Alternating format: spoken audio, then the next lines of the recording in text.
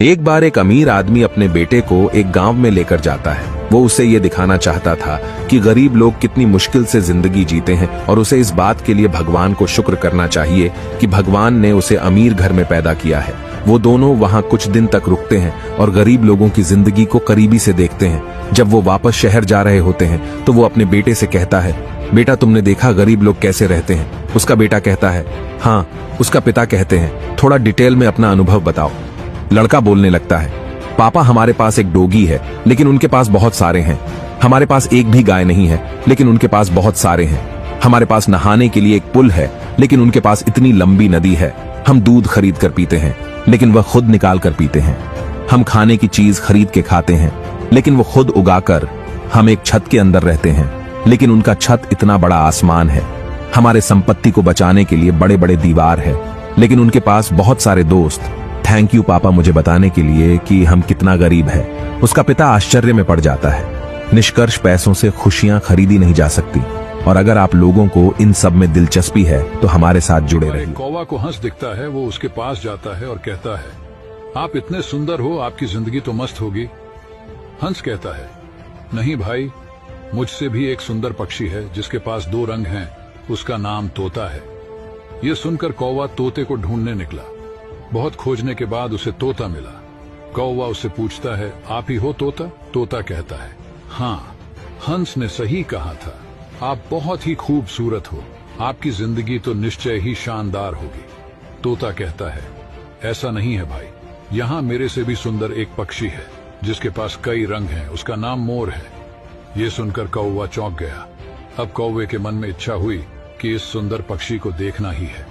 उसने पूरी जंगल छान मारी लेकिन उसे मोर कहीं नहीं मिला। अंत में उसे एक चिड़ियाघर में मोर दिखाई दिया। वो उसके पास जाता है और पूछता है, क्या आप ही मोर हैं? मोर कहता है, हाँ। कौवा कहता है, आप इतने सुंदर हो, आपकी जिंदगी तो बिल्कुल शानदार होगी। मोर कहता है, सुंदर होने के कारण ही इस पिंजरे में कैद हूं, नहीं तो मैं भी तुम्हारी तरह आसमान में उड़ रहा होता।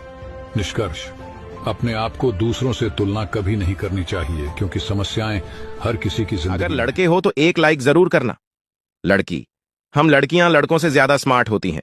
लड़का, अच्छा मेरे एक सवाल का जवाब दो। लड़की, पूछो। लड़का, एक किस के बाद क्या होता है? लड़की, तुम लड़कों को बस यही छेड़खानी की बातें आती हैं। लड़का, अरे इंटेलिजेंट हो तो जवाब दो। लड़की, एक किस के बाद प्यार होता है और क्या? लड़का, 21 के बाद 22 होता है। ज्यादा रोमांटिक होना छोड़ दो, पढ़ाई पे ध्यान दो। लड़की बेहोश।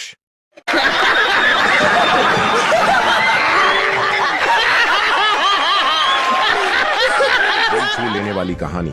एक हवाई जहाज आसमान की ऊंचाइयों में उड़ रहा था। तभी अचानक अपना संतुलन खोकर इधर उधर लहराने लगा। सभी यात्री अपनी मृत्यु को नजदीक आता देख डर के मारे चीखने चिल्लाने लगे, सिवाय एक बच्ची के जो मुस्कुराते हुए चुपचाप अपने खिलौने से खेल रही थी। कुछ देर बाद हवाई जहाज सकुशल सुरक्षित नीचे उतरा और यात्रियों ने राहत की सांस ली। तभी एक बुजुर्ग ने उत्सुकतावश उस बच्ची से पूछा, बेटा, जब प्लेन हिल रहा था तब हम सभी डर के मारे कांप रहे थे, पर तुम्हें जरा भी डर नहीं लग रहा था, ऐसा क्यों? बच्ची ने मुस्कुराकर कहा, अंकल, क्योंकि इस प्लेन के पायलट मेरे पापा हैं। मैं जानती थी कि वो मुझे कुछ नहीं होने देंगे। दोस्तों, दुनिया का सबसे बड़ा योद्धा एक पिता होता है जिसके साए में हम सुरक्षित महसूस करते हैं। नसीब वाले होते हैं वो लोग जिनके सर पर पिता का हाथ होता है। हर जिद पूरी हो जाती है जब तक पिता का साथ होता है, इसलिए उन्हें कभी भी दुख ना पहुंचाए, हमेशा उनका आदर करे। लव यू पापा। बर्तन से पूरी तरह खाना पोंछ के खाने वाले एक लड़के के दोस्त उसका रोज मजाक उड़ाते थे। एक ने उस लड़के से पूछा, तुम रोजाना बर्तन में एक कण भी नहीं छोड़ते, क्या तुम्हारे घर में खाने की कमी है? लड़का बोला, नहीं, हमारे घर में खाने की कमी नहीं है। ये मैं किस लिए करता हूँ, इसके 3 कारण हैं। पहला, ये मेरे पिता के प्रति आदर है जो इस भोजन को मेहनत से कमाए रुपयों से खरीद कर लाते हैं। दूसरा, ये मेरी माँ के प्रति आदर है जो सुबह जल्दी उठकर बड़े प्यार से इसे पकाती है। और तीसरा कारण है मेरे देश के उन किसानों के प्रति आदर का जो खेतों में भूखे रहकर कड़ी मेहनत से इसे पैदा करते हैं। लड़के की ये बातें सुनकर उसके दोस्त शर्मिंदा हो गए। मेरे प्यारे दोस्तों, थाली में झूठा छोड़ना अपनी शान न समझें, ये खाने का अपमान है। खाने की कदर करना हमारी संस्कृति का हिस्सा है, इसलिए उतना ही लो थाली में जो व्यर्थ ना जाए नाली में। बात अच्छी लगी हो तो लाइक, कमेंट और फॉलो जरूर करें। एक बार एक पक्षी समंदर से चोंच से पानी बाहर निकाल रहा था। तभी एक दूसरे पक्षी ने कहा, ये तुम क्या कर रहे हो? उसने कहा, इस समुंदर ने मेरे बच्चे को डुबा दिया और अब मैं इसे सुखा दूंगा। दूसरा पक्षी बोला, अरे यार, तुम भला इस समुद्र को कैसे सुखा पाओगे? तुम तो बहुत छोटे हो, पूरा जीवन लग जाएगा इसे सुखाने में। दूसरा पक्षी बोला, देना है तो साथ दो, सलाह नहीं। इसी तरह बहुत पक्षी आते गए और सभी एक दूसरे को कहते गए कि सलाह नहीं, साथ चाहिए। इस तरह हजारों पक्षी समुद्र को सुखाने के काम पर लग गए। यह देख भगवान विष्णु जी के वाहन गरुड़ भी वहां जाने लगे। विष्णु जी बोले, तुम वहां जाओगे तो मेरा काम रुक जाएगा और तुम सभी पक्षियों से तो वह समंदर सूखेगा भी नहीं। गरुड़ बोले, प्रभु साथ चाहिए, सलाह नहीं। फिर क्या, जैसे ही विष्णु जी आए, समंदर सुखाने तो समुद्र डर गया और उसने उस पक्षी के बच्चे को लौटा दिया। निष्कर्ष, जीवन में सिर्फ सलाह ही नहीं बल्कि साथ देना भी जरूरी है, क्योंकि एकता में बहुत ताकत। एक बार एक गुरुजी ने अपने शिष्य को एक जादुई पत्थर दिया और कहा, बेटा, तुम्हारे पास 2 दिन का समय है। तुम जिस भी लोहे की चीज को इस पत्थर से छुओगे वो सोना बन जाएगा, इसलिए ज्यादा से ज्यादा सोना बना लेना। तुम्हारे पास एक गोल्डन चांस है, लेकिन याद रखना तुम्हारे पास केवल 2 दिन का समय है और 2 दिन के बाद मैं तुमसे ये पत्थर वापस ले लूंगा। और ऐसा कहकर गुरुजी चले गए। शिष्य खुश हो गया। उसने सोचा, अभी मेरे पास 2 दिन का समय है, मैं अगले दिन बहुत सारा सोना बनाऊंगा। ये सोचकर वो सो गया। अगला दिन हुआ, उसने सोचा, अभी पूरा दिन बाकी है, इसलिए पहले कुछ खा लेता हूं, फिर लोहा खरीदने जाऊंगा और सोना बनाऊंगा। खाने के बाद उसे नींद आ गई और वो सो गया। नींद खुली तो रात हो चुकी थी और गुरुजी भी वापस आ चुके थे। गुरु ने उससे कहा, 2 दिन पूरे हो चुके हैं, लाओ अब वो पत्थर मुझे वापस दे दो। पत्थर देते समय शिष्य को अपनी गलती का एहसास हो गया। मोरल, दोस्तों, जीवन में हमें एक से बढ़कर एक अपॉर्चुनिटीज मिलते हैं, पर हम सब कहीं ना कहीं अपने लेजीनेस, उस आलस्य और प्रोक्रेस्टिनेशन के कारण उसे गवा देते हैं। इसलिए यदि आप सफल, सुखी, धनी और महान बनना चाहते हैं तो सबसे पहले अपने आलस्य, अपने उस टालते रहने की आदत को त्यागे। और हाँ, मुझे फॉलो करके अपना दोस्त बना ले। हमेशा आपको अच्छी बातें बताऊंगा और आपकी लाइफ में वैल्यू ऐड करता रहूंगा। एक गधा पेड़ से बंधा था, तभी एक शैतान आया और उसे खोल गया। गधा फिर मचलते हुए खेतों की ओर भाग निकला और खेत में खड़ी फसल को खराब करने लगा।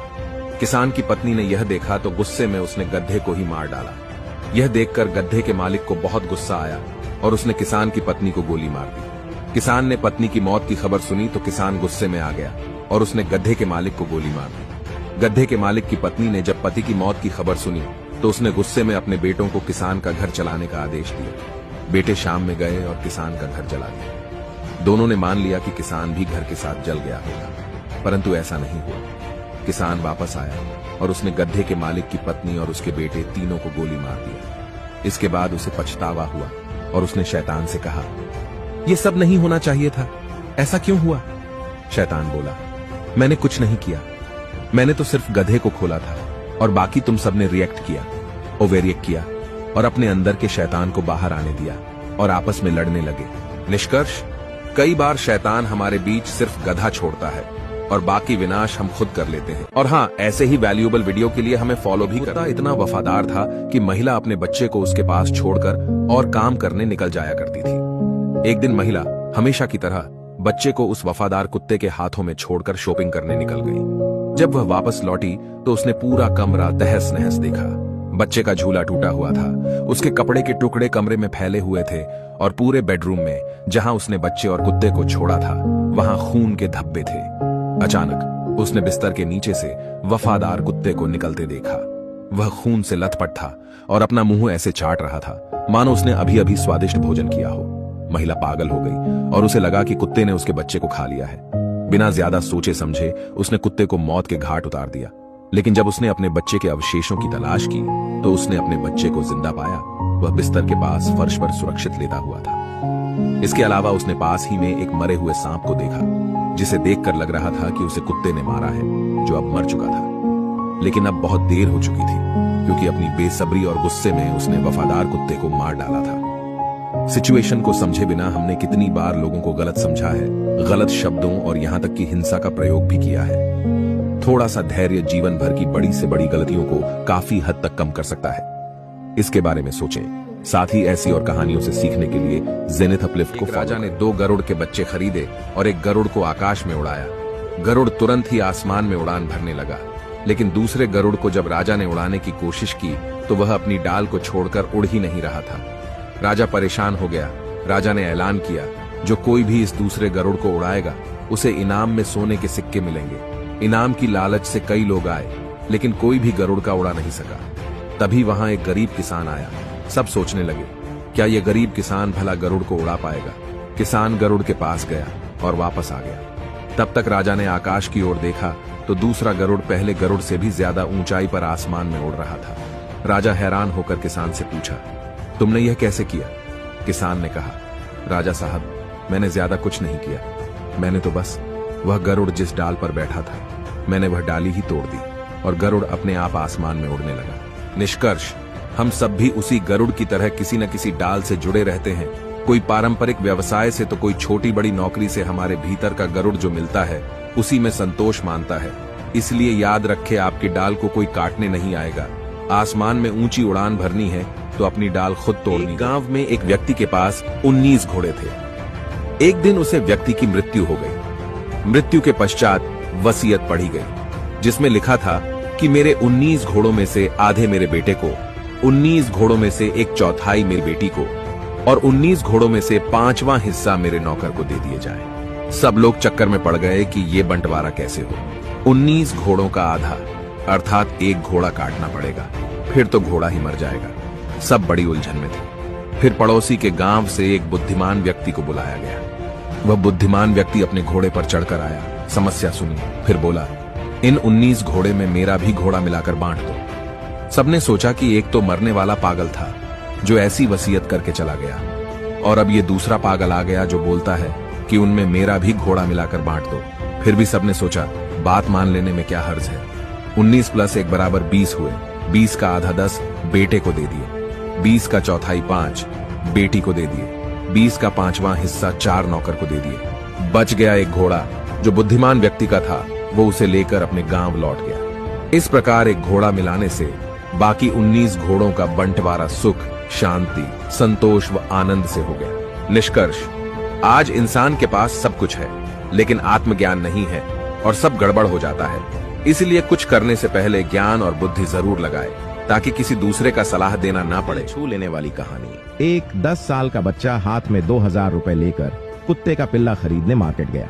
दुकान में बहुत सारे पिल्ले पिंजरे में प्राइस टैग के साथ रखे हुए थे। पिल्ले की सुंदरता के अनुसार उनकी कीमत 2000 से 5000 तक लिखी थी। बच्चे ने सबको देखा, लेकिन उसकी नजर कोने में अकेले उदास बैठे एक पिल्ले पर पड़ी जिस पर कोई प्राइस टैग नहीं था। बच्चे ने उसकी कीमत पूछी तो दुकानदार बोला, उस पिल्ले का एक पैर टूट गया है, इसलिए उसे कोई खरीदता नहीं। उसे कुछ दिनों में रास्ते पर छोड़ दिया जाएगा। बच्चे ने उस पिल्ले को गोद में उठाया। पिल्ला खुश हो गया। उसे कभी किसी ने इतना प्यार नहीं दिया था। बच्चा दुकानदार से बोला कि मुझे यही पिल्ला खरीदना है। दुकानदार के मना करने के बावजूद बच्चा जिद करने लगा और बोला, आपको इसके लिए मैं 5000 दूंगा। दुकानदार ने पूछा कि जब तुम 5000 में कोई भी अच्छा पिल्ला ले सकते हो तो तुम उस अपाहिज पिल्ले को क्यों लेना चाहते हो? बच्चे ने बिना कुछ बोले अपनी पेंट उठाकर दुकानदार को अपना एक पैर दिखाया जो नकली था। दुकानदार आगे कुछ भी नहीं बोल पाया। उसे आज बच्चे ने इंसानियत का सबसे बड़ा पाठ पढ़ा दिया था। दोस्तों, हम किसी के दुख को समझने की कोशिश करते हैं लेकिन महसूस नहीं करते। जिस दिन हम उसे खुद महसूस कर पाएंगे उस दिन हम उनके लिए कुछ न कुछ करने के लिए मजबूर हो जाएंगे। एक बार खुद को उनकी जगह रखकर बाबा ने एक दुकान खोली जिस पर लिखा था, यदि मैं आपकी बीमारी ठीक नहीं कर सका तो मैं आपको 1000 रुपए दूंगा और बीमारी ठीक हुई तो आपको मुझे 500 रुपए देने होंगे। यह देखकर एक अंग्रेज वहां आया। बाबा ने पूछा, क्या समस्या है? अंग्रेज बोला, मेरी स्वाद की शक्ति खो गई है। बाबा ने 25 नंबर बॉक्स से 2 बूंद दवा अंग्रेज के मुंह में डाल दी। अंग्रेज ने बुरा मुंह बनाकर, ये तो काढ़ा है बाबा जी, बधाई हो, आप ठीक हो गए। अंग्रेज ने बाबा को पैसे दिए और चला गया। अंग्रेज फिर कुछ दिन बाद आया। आज तो बाबा को पागल बनाकर इनसे पैसे लेकर रहूंगा। तो अंग्रेज बाबा जी से, बाबा जी मेरी याददाश्त खो गई है। बाबा जी ने फिर 25 नंबर बॉक्स से दवा निकाली तो अंग्रेज बोला, इसमें तो काढ़ा है बाबा जी, ये लो आ गई तुम्हारी याददाश्त वापस। अंग्रेज को फिर पैसे देने पड़े। अंग्रेज गुस्से में 1 सप्ताह बाद फिर गया। बाबा मैं अंधा हो गया। बाबा जी ने जवाब दिया, इसका इलाज मुझे नहीं पता, यह लो शर्त के मुताबिक पैसे। तो बाबा ने उसे 500 रुपए दे दिए। अंग्रेज बोला, ये तो 500 रुपए हैं। बाबा जी बधाई हो, तुम्हारी आंखें फिर से ठीक हो गई। और इंटेलिजेंट स्टूडेंट क्लास में एग्जाम दे रहा था। क्लास में इन्विजिलेटर उसी सब्जेक्ट की टीचर थी जिस सब्जेक्ट का एग्जाम हो रहा था। टीचर लड़के के पास गई और धीरे से उससे कहा कि तुम जो फॉर्मूला यूज कर रहे हो वह गलत है, और फिर वहां से चली गई। स्टूडेंट शॉक्ड और डिप्रेस्ड फील कर रहा था। लेकिन उसने उसी फॉर्मूले के साथ इक्वेशन जारी रखी और प्रॉब्लम सॉल्व कर दी। एक हफ्ते बाद रिजल्ट दिया गया और उस लड़के ने 100% स्कोर किया। वह जानता था कि वह सही था। रिजल्ट मिलने के बाद वे टीचर के पास गया और कहा कि मेरा फॉर्मूला सही था, है ना? टीचर ने जवाब दिया, मैं जानती थी कि तुम सही हो, लेकिन मैं तुम्हारा कॉन्फिडेंस चेक करना चाहती थी। निष्कर्ष, अपनी नॉलेज और स्किल पर हमेशा भरोसा रखें और दूसरों की कही बात पर जल्दी विश्वास न करें, क्योंकि कभी कभी जिसे आप अपना वेल विशर समझते हैं वही आपकी नाकामयाबी की वजह होता है। ऐसी और कहानियों से सीखने के लिए जेनिथ अपलिफ्ट को फॉलो। अजय नाम का एक लड़का था। वह किसी न किसी समस्या से परेशान रहता था और उसी के बारे में सोचता रहता था। एक दिन वह एक प्रसिद्ध बाबा के पास अपनी समस्या लेकर पहुंचा। वह बाबा से बोला, बाबा, मैं अपने जीवन से बहुत दुखी हूं। हर समय समस्याएं मुझे घेरी रहती हैं। बाबा, कोई ऐसा उपाय बताइए कि मेरे जीवन से सभी समस्याएं खत्म हो जाएं और मैं चैन से जी सकूं। बाबा मुस्कुराए और बोले, क्या तुम मेरा एक छोटा सा काम करोगे? जरूर करूंगा। बेटा, हमारे काफिले में 100 ऊंट हैं। मैं चाहता हूं कि आज रात तुम इनका ख्याल रखो और जब 100 के 100 ऊंट बैठ जाएं तो तुम भी सो जाना। सुबह बाबा अजय से मिले और पूछा, कहो बेटा, नींद अच्छी आई? अजय बोला, कहां बाबा, मैं तो एक पल भी नहीं सो पाया। मैंने बहुत कोशिश की पर मैं सभी ऊंटों को नहीं बैठा पाया। बाबा बोले, मैं जानता था यही होगा। अजय बोला, तो फिर आपने मुझे ऐसा करने को क्यों कहा? बाबा बोले, कल तुमने अनुभव किया होगा कि तुम सारे ऊंटों को एक साथ नहीं बैठा सकते। इसी तरह तुम एक समस्या का समाधान करोगे तो किसी कारणवश दूसरी खड़ी हो जाएगी। अजय ने जिज्ञासावश पूछा, तो हमें क्या करना चाहिए? इन समस्याओं के बावजूद जीवन का आनंद लेना सीखो। कल रात क्या हुआ? कई ऊंट रात होते होते खुद ही बैठ गए। कई तुमने अपने प्रयास से बैठा दिए, पर बहुत से ऊंट तुम्हारे प्रयास के बाद भी नहीं बैठे। और जब बाद में तुमने देखा तो पाया कि तुम्हारे जाने के बाद उनमें से कुछ खुद ही बैठ गए। समस्याएं भी ऐसी ही होती हैं।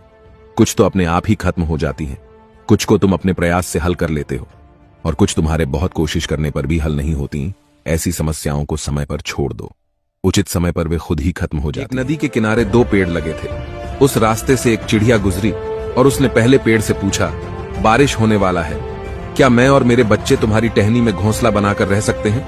लेकिन उस पेड़ ने मना कर दिया। चिड़िया दूसरे पेड़ के पास गई और वही सवाल पूछा तो दूसरा पेड़ मान गया। चिड़िया दूसरे पेड़ की टहनी में घोंसला बनाकर खुशी से रहने लगी। एक दिन बहुत तेज बारिश हुई और पहला पेड़ जड़ से उखड़कर पानी में बह गया। जब चिड़िया ने उसे पेड़ को पानी में बहता देखा तो उसने कहा, जब मैं और मेरे बच्चे तुम्हारी शरण में रहने के लिए आए थे तो तुमने मना कर दिया था।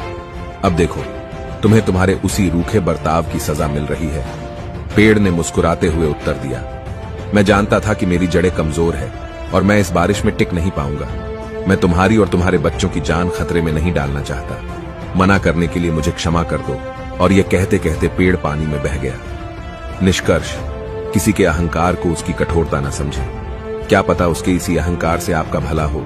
कौन किस परिस्थिति में शायद हम नहीं जानते, इसलिए किसी के चरित्र और शैली को उसके वर्तमान से न तोले। एक दिन एक लड़के ने अपनी माँ से पूछा, माँ, प्यार और मोहब्बत में क्या फर्क होता है? माँ ने हंसते हुए कहा, बेटा, प्यार वह है जो मैं तुझसे करती हूँ, मोहब्बत वह होगी जो तू किसी और से करेगा। लड़के ने कहा, फिर माँ, मैं आपसे वादा करता हूँ मैं कभी भी आपको नहीं भूलूंगा। वक्त बीतता गया और लड़का जवान हुआ और फिर उसे एक लड़की से मोहब्बत हो गई। उसने उस लड़की से वादा किया कि वह कभी भी उसे नहीं भूलेगा। लड़का कहता था, मैं अपनी जान दे दूंगा और तुम्हें नहीं भूलूंगा। फिर उनकी शादी हो गई। शादी के कुछ साल बाद एक दिन लड़के की माँ और बीवी बहुत बीमार हो गए। लड़का उन्हें डॉक्टर के पास लेकर गया। डॉक्टर ने कहा कि तुम्हारी माँ और बीवी की एक किडनी खराब हो गई है। तुम अपनी माँ और बीवी में से किसी एक को अपनी एक किडनी देकर बचा सकते हो। कुछ दिनों बाद जब लड़के की माँ और बीवी ठीक हो गई तो वो डॉक्टर से पूछती है कि हमें किडनी किसने दी। डॉक्टर ने उनसे कहा कि आपको किडनी आपके पति ने और आपको किडनी आपके बेटे ने दी। माँ ने गर्व किया और वह लेटर पढ़ने लगी जो डॉक्टर ने दिया था। लेटर में लिखा था, माँ, मैं उस लड़की से बहुत मोहब्बत करता हूँ, इसलिए मैं उसे मरते हुए नहीं देख सकता। और माँ, आपने मुझे जन्म दिया है तो मैं आपको कैसे मरते हुए देख सकता था। माँ, मैंने अपना वादा पूरा किया है। और माँ, जब भी आप मेरी कब्र पर आएंगी तो आपको एक ही आवाज सुनाई देगी, आपका प्यार अभी जिंदा है। जब माँ ने ये शब्द पढ़े उनकी आंखों में आंसू आ गए। उन्होंने लेटर को सीने से लगा लिया और कहा, तू मेरे लिए सबसे प्यारा है और तेरी मोहब्बत ने मेरे दिल को छू। एक बार की बात है, एक कुत्ता मुंह में रोटी का टुकड़ा लिए कहीं जा रहा था। बीच में एक नाला पड़ता था। उसकी गहराई बहुत ज्यादा नहीं थी और पानी भी कम ही था। कुत्ता जब पानी में से होकर निकलने लगा तो उसे पानी में अपनी परछाई दिखाई पड़ी।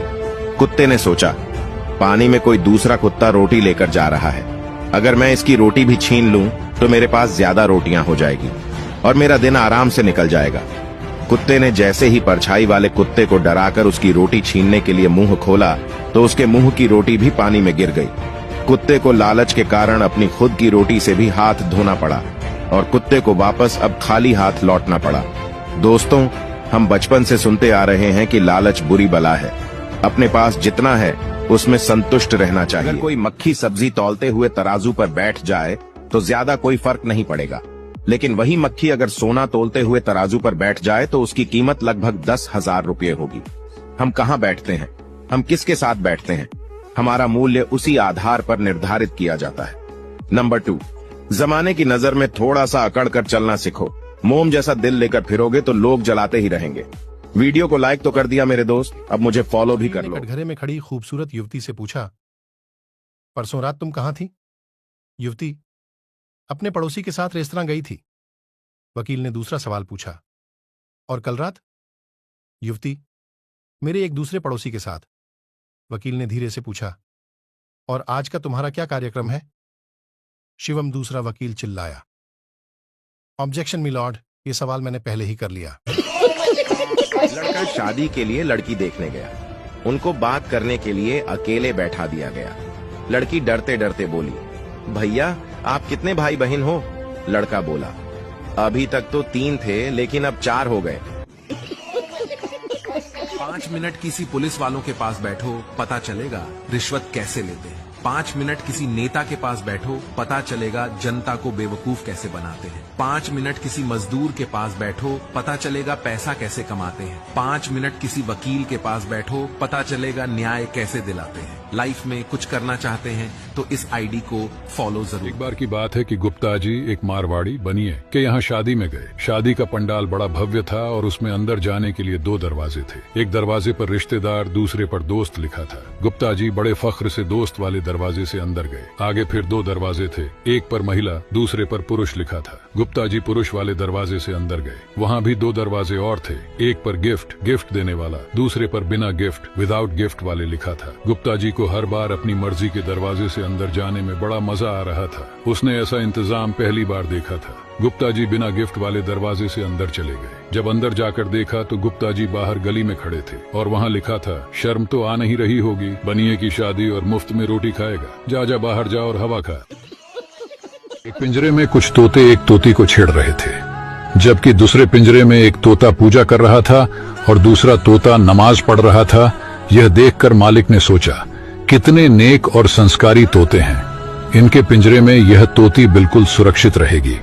उसने तोती को संस्कारी तोतों के पिंजरे में डाल दिया तो पूजा करने वाला तोता नमाज पढ़ने वाले तोते से बोला, उठो मियाँ, हमारी दुआ कबूल हो गई। माँ अपने बच्चे का फोटो खिंचवाने के लिए फोटो स्टूडियो लेकर गई। फोटोग्राफर बच्चे को पुचकारते हुए बोला, बेटा मेरी तरफ देखो, इस कैमरे से अभी कबूतर निकलेगा। तभी बच्चा बोला, फोकस एडजस्ट कर जाहिलो जैसी बातें मत कर और पोर्ट्रेट मोड यूज करना मैक्रो के साथ। ISO 200 के अंदर रखना। हाई रेजोल्यूशन में पिक आनी चाहिए, इंस्टाग्राम पर अपलोड करनी है वरना पैसे नहीं मिलेंगे।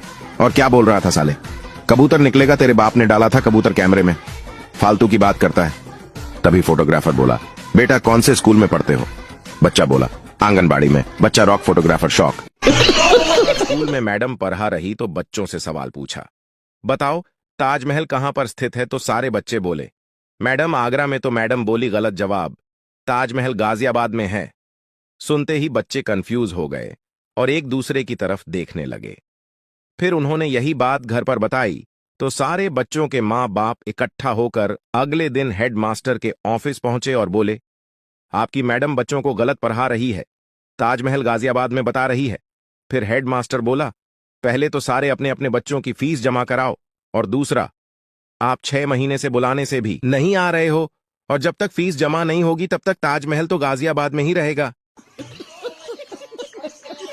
एक व्यक्ति था जिसे लोग पागल कहते थे। लोग दूर दूर से आते और एक प्रयोग करते। पागल व्यक्ति के सामने 10 पैसे और 100 रुपए रखते थे और फिर उस पर हंसते और कहते कि पागल को इतना भी नहीं पता कि 100 रुपए ज्यादा होते हैं या 10 पैसे। ऐसे करते करते सालों बीत गई। बहुत लोग आते और उसके सामने यही प्रयोग करते, लेकिन वह 10 पैसे उठाता, लोग उस पर हंसते और चले जाते। सालों बाद उसके मित्र ने उससे पूछा कि इतना तो मुझे भी पता है कि 100 रुपए ज्यादा होते हैं, लेकिन फिर यह सब क्यों? पागल आदमी हंसा और बोला, आज मेरे पास 10 पैसे से ही लाखों रुपया जमा है। जिस दिन मैं 10 पैसे की जगह 100 रुपए उठा लूंगा, उसी दिन वो खेल मेरा आखिरी खेल होगा, फिर कोई नहीं आएगा।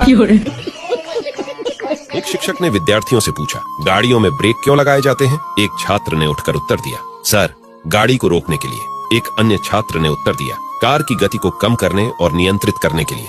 सभी ने अपने अपने जवाब दिए। अंत में शिक्षक ने इसका ऐसा जवाब दिया जिसकी किसी छात्र ने कल्पना नहीं की थी। उन्होंने कहा, मेरा मानना है कि कार में ब्रेक हमें इसे और तेज चलाने में सक्षम बनाते हैं। एक पल के लिए मान लेते हैं कि हमारी कार में कोई ब्रेक नहीं है। अब हम अपनी कार को कितनी तेज चलाने के लिए तैयार होंगे। ये ब्रेक ही हैं जिनके कारण हम कार को तेजी से चलाने की हिम्मत करते हैं और अपने गंतव्य तक पहुंचते हैं। बच्चों, हमारे जीवन में ऐसे ही कई ब्रेक आते हैं जो हमें निराश करते हैं, जैसे हमारे माता पिता, शिक्षक और हमारे शुभ चिंतक, जो हमसे हमारे गंतव्य की दिशा या जीवन के लक्ष्य के बारे में बार बार पूछते हैं। हम उनके प्रश्नों को ब्रेक के रूप में देखते हैं जो हमारी गति को बाधित करते हैं, लेकिन आपको उनके इन प्रश्नों को एक समर्थक के रूप में देखना चाहिए जो हमें आगे बढ़ने में मदद करते हैं और हमारी सुरक्षा सुनिश्चित करते हैं, क्योंकि कभी कभी हमें रुकना भी पड़ता है ताकि हम आगे बढ़ सकें। जब भी आप सोकर उठे तो सबसे पहले भगवान का ध्यान करें। उसके बाद मात्र 3 शब्द बोलिए। आपके 3 ग्रह अच्छे हो जाएंगे। आप अपने पिताजी का नाम 4 बार बोलिए और अपनी माताजी का नाम 3 बार बोलिए और अपने गुरुजी का नाम 3 बार बोलिए। आपके सूर्य, चंद्र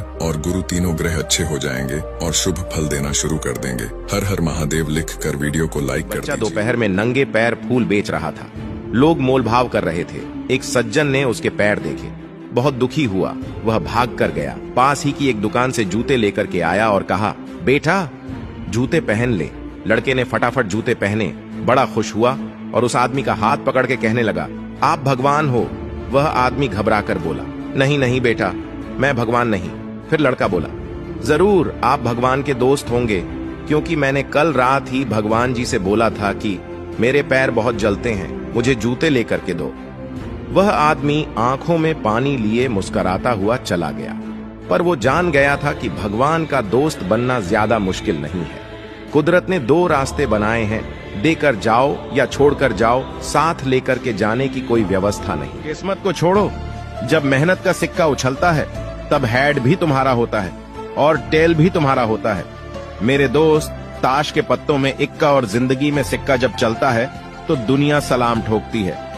इसलिए खामोशी से मेहनत कर, अभी गमों की रात है, सब कुछ होगा हासिल, बस कुछ दिनों की बात है। वीडियो को लाइक तो कर दिया मेरे दोस्त, अब मुझे फॉलो भी कर। सुबह उठकर श्री राम जी के इस मंत्र का एक बार कोई जाप कर लेता है तो उसके जीवन से दुख कष्ट रो रो कर भागते हैं तथा उसे हर काम में सफलता मिलती है।